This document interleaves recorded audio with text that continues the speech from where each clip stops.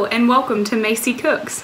Summer is right around the corner and any day now we're going to be out of quarantine. I have a feeling there's going to be a lot of backyard barbecues that you're going to need a dessert for. If you're looking for something easy, impressive, and delicious, then today's dessert is for you. Today we're making fruit-filled mini galettes.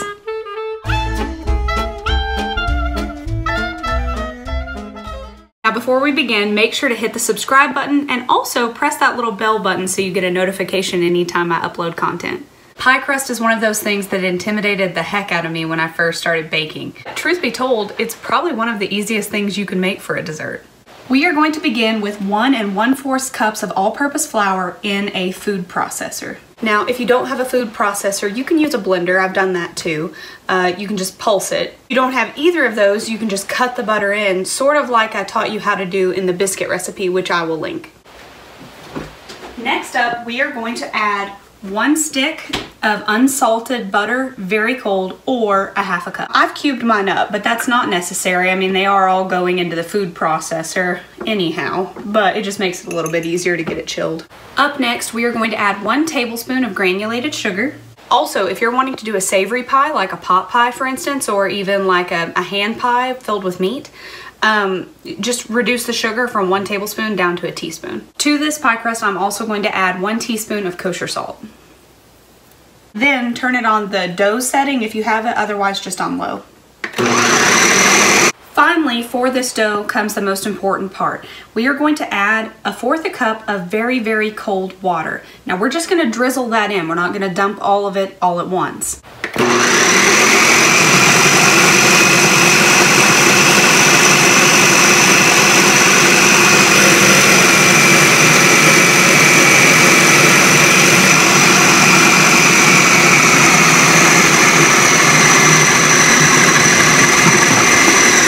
You'll know it's ready whenever the dough starts to clump up and pull away from the sides and make one large mass of dough. Now that the dough's ready, get it out of the food processor and transfer it over onto a sheet of plastic wrap. Then, as tightly as you can, just wrap it up and transfer it into the fridge for about 20 minutes to chill. Sometimes you just need to chill out, you just gotta chill. Oh, but seriously, we're letting it chill so the butter will cool off. You want that butter in the pie crust to be extra cold when it goes into the oven, or as cold as possible. Otherwise, she's just gonna be too warm and be too comfortable and then just start leaking all over the place. I didn't like that. Keep it cold. Let's get working on the filling, shall we? Welcome to the lamp cam. In a non-stick skillet, I have added about 1.5 cups of fresh fruit. For today's filling, I'm going with a mixed berry because that's what I had in my fridge. And that's really the awesome thing about this dessert is it's just whatever you have fresh. In the past, we've done a strawberry cognac mini galette. I've done blueberry mini galettes. I've done apple cinnamon mini galettes. So on my blog, I'm gonna go ahead and include several different filling ingredients, and that way you can kind of get an idea. Or just go crazy and make it up yourself because frankly, I haven't had anything that hasn't worked yet. All right, 1.5 cups of fresh fruit at medium-high. Let's go ahead and add 1/4 of granulated sugar. Now, like I said, in the past I've used cognac, but since I'm going with mixed berry, I wanted something slightly more robust, so I'm going to add a splash of whiskey. I said a splash, I didn't say a glug, I didn't say a shot, just a splash. Go ahead and add just a teeny tiny pinch of salt. And then lastly, when I am cooking with berries, I like to add a little bit of warm spice to it, like cinnamon. I just think it pairs really well. She is getting bubbly, beautiful, and man, oh man, is she smelly. I find it necessary to mention that when I'm working with stuff like this, I just feel like you have to use a wooden spoon. Something about a wooden spoon just makes food taste better. It does. Try it. She is a bubbling and a whistling. I went ahead and lowered her down to a 4 or medium low, and we're just gonna let her do her thing for a few minutes, periodically pressing down some of those berries with the wooden spoon. I think the thing I love so much about this recipe, aside from just how impressive they look when they're finished, is that you really can just make it your own. As you can see, she has thickened up substantially. When you run your wooden spoon across, it leaves a very wide trail. It's sticky and thick and rich and shiny. Go ahead and kill the heat, and we're gonna transfer that over into a bowl to let it cool. I like to let mine cool for about 30 minutes. You want it to be as chilled as possible because like I was saying about that butter and the pie crust, you don't want that melting. Plus, 30 minutes is the perfect time for tea time.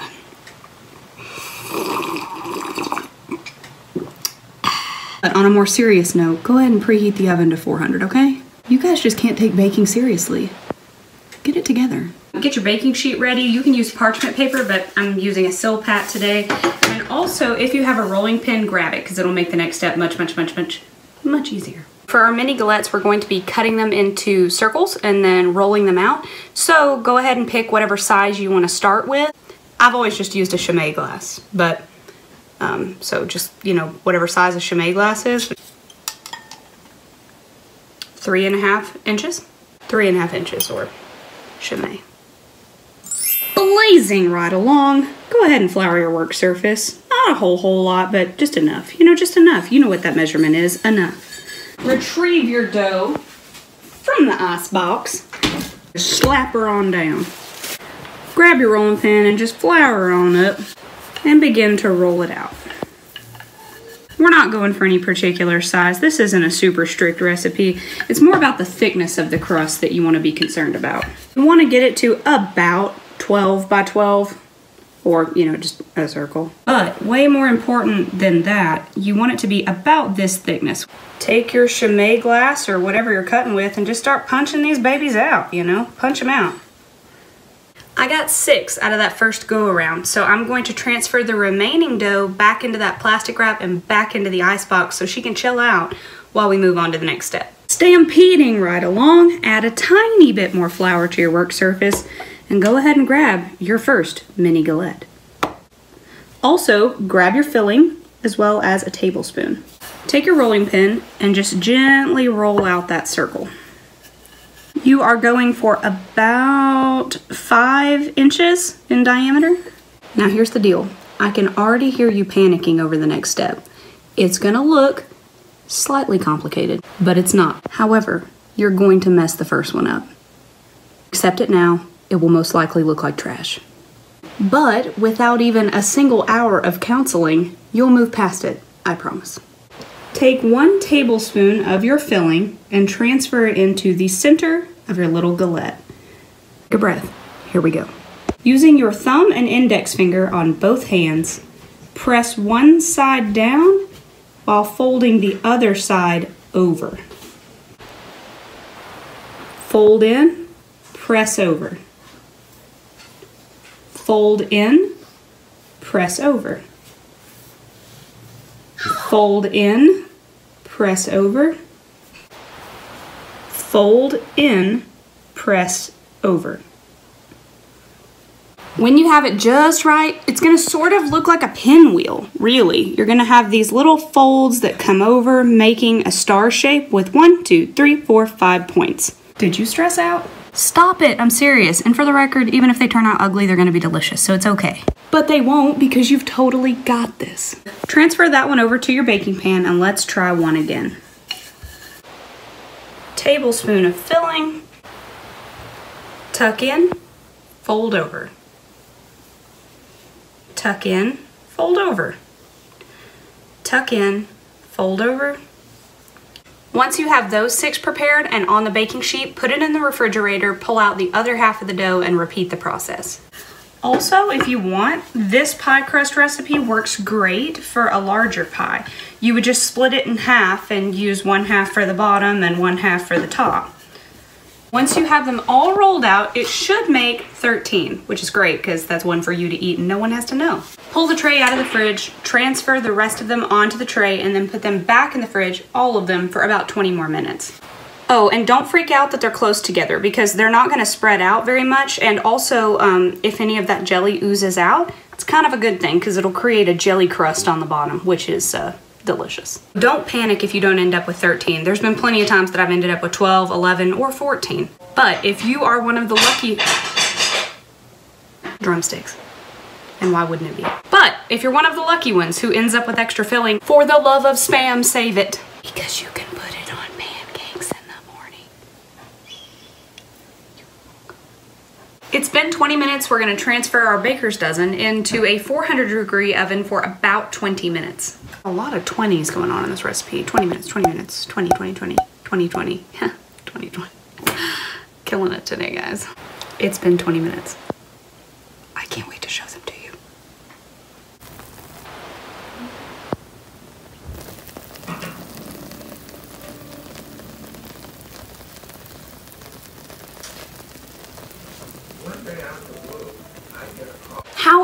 was that, guys? Look at that perfect bottom. This is an extremely tender crust. It's fall apart, really. Let's give it a try. Oh my gosh. I know I say it every time, but this is delicious. The tanginess and sweetness of the fruit paired with that extremely light crust. It just breaks right open. Look at that. Look at that, guys. Look at the crust. Just how tender that is. This crust is really easy and can be used for a lot of different things. You can make it a little more savory. You can make it a little more sweet if you want to. With the filling, go whichever way you want to. Blueberries, strawberries, pineapple, mango, anything. For savory, we've done like a cream cheese with sun-dried tomato pesto. Ooh, you could do like lump crab meat and cream cheese. I'm serious, these mini galettes are just, they're everything. They're everything. Whether you decide to do them sweet, savory, or just put jelly in them, get baking, y'all.